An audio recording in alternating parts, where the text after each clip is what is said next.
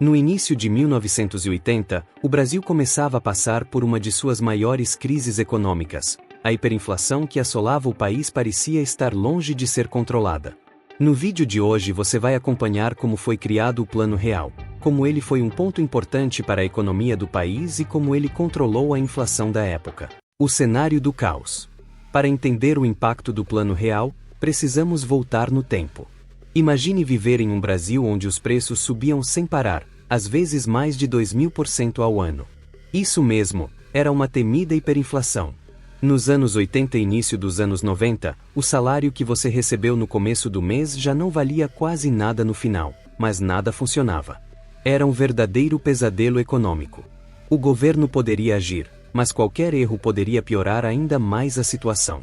Nos anos 80 o Brasil, do ponto de vista econômico, tinha herdado os altos índices de endividamento dos períodos e dos planos de desenvolvimento anteriores e enfrentava dificuldades para a rolagem da dívida por parte das instituições credoras. As políticas econômicas eram do tipo ortodoxas, o que significa cortar custos do governo e aumentar a arrecadação. Com a chegada de Sarney, em 1985, as políticas começaram a se tornar heterodoxas, diferentes daquelas defendidas pelo FMI, Fundo Monetário Internacional, o qual impunha regras duras de ortodoxia econômica ao Brasil como condição para manter seus cofres abertos às necessidades brasileiras. Altos índices de inflação e um período de estagnação assolavam o país. Para efetuar os pagamentos da dívida externa, o governo sempre recorria à crescente dívida pública interna e à criação de dinheiro inflacionário. Isso significava que o serviço da dívida externa havia forçado o governo brasileiro a aumentar as chamas da inflação que estava em constante crescimento.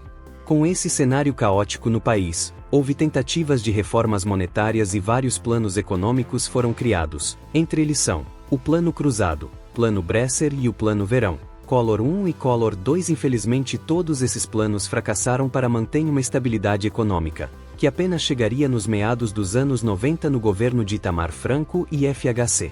Então a década de 80 ficou popularmente conhecida como década perdida. O Plano Real ganha forma. Na década de 90 algo precisava ser feito para controlar a inflação, foi então que nasceu o Plano Real, durante o governo Itamar Franco, que foi presidente do Brasil entre 1992 a 1994. Itamar Franco era um político mineiro que foi convidado por Fernando Collor de Mello a ser seu vice durante a disputa eleitoral em 1989. Durante a corrida eleitoral houve atritos entre os companheiros de chapa, mas mesmo assim ela se sustentou e foi eleita para assumir a presidência do Brasil. Durante os 2 primeiros anos de governo, Fernando Collor sofreu impeachment por conta dos escândalos de corrupção que estouraram no governo.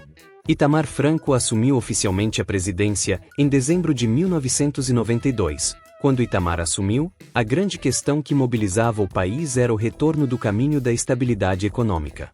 Uma breve explicação da crise econômica vivida no Brasil na década de 1990 era o resultado das gestões do período da ditadura militar. Os impactos da ditadura para a nossa economia foram avassaladores e na década de 1990, o país sofria com o endividamento externo e uma inflação muito elevada que impactava diretamente no aumento do custo de vida dos trabalhadores.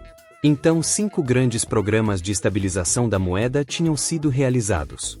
Esses programas voltavam-se para o problema que mais afetava o país, a inflação. Em 1993, a inflação no Brasil alcançou a marca de 2.000% e, em 1990, ela havia sido de 6.800%. Todos eles tinham a proposta de congelamento de preços para contornar o problema inflacionário como pauta comum e todos fracassaram, fazendo com que o problema persistisse no país. Esse foi o contexto propício para a entrada de Fernando Henrique Cardoso. O Plano Real foi implantado durante o governo de Itamar Franco, como mencionado. Antes de nomear FHC para a pasta da Fazenda, Itamar tinha tentado reverter a situação econômica do país com outros nomes, porém não teve sucesso. Então, em maio de 1993, Itamar resolve chamar FHC, até então era ministro das Relações Exteriores, para que ele assumisse o Ministério da Fazenda. Uma vez com a pasta na mão, FHC começou a formar sua equipe econômica. Os nomes escolhidos por FHC são economistas que também haviam atuado no Plano Cruzado. Entre eles estava André Lara de Rezende, Pércio Árida, Pedro Malan, etc. Em 1986, o Plano Cruzado era lançado por Sarney, porém havia sido um fracasso. A ideia era passar confiança à população e que aderisse às mudanças que seriam implementadas no país. O Plano Real foi implementado em etapas ao longo dos anos de 1993 e 1994. As mudanças propostas pela equipe de FHC iriam contra as medidas adotadas em outros governos e o plano gerou desconfianças, sobretudo politicamente. Então foi necessário garantir o apoio do Congresso para que as principais medidas do plano fossem implantadas no país. Houve resistências de partidos, como por exemplo, o Partido dos Trabalhadores, PT, que acreditava que as medidas do Plano Real iriam prejudicar os trabalhadores. Foram feitas críticas por conta dos aumentos de impostos propostos pelo plano, do uso de uma moeda virtual que fez a transição do Cruzeiro Real para o Real. O Plano Real foi de fato implantado em 3 etapas previstas pelo FHC. A primeira fase foi o momento de estabilizar as contas públicas, a segunda fase foi o lançamento da Unidade de Real de Valor, URV, já a terceira fase foi o lançamento efetivo do real. Quando o plano foi aplicado, os resultados foram rápidos. No final do ano de 1994, a inflação mensal já era de 1%, diferente de junho que tinha sido de quase 50%. Medidas do Plano Real. A primeira mudança proposta visava equilibrar as contas públicas. Assim, o governo traçou metas para reduzir os gastos públicos e estabeleceram as privatizações, como meta aumentar a receita do Estado e reduzir os gastos.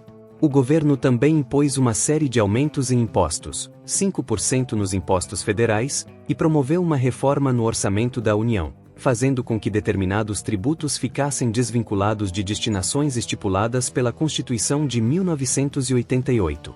Com essa medida aprovada em Congresso, o governo ficou com a possibilidade de manejar livremente 20% dos recursos destinados a áreas como educação e saúde, por exemplo.